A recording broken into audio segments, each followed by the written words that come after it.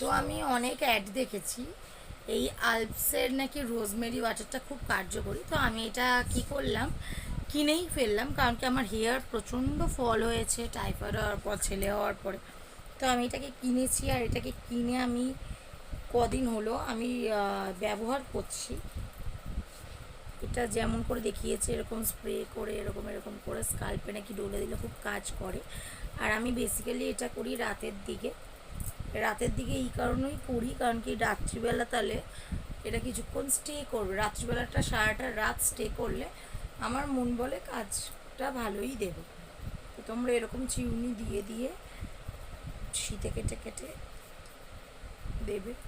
তো দেখা যাক কী রেজাল্ট পাই, আশা করি ভালোই রেজাল্ট পাবো। তো তোমরাও চাইলে এটা বাই করতে পারো।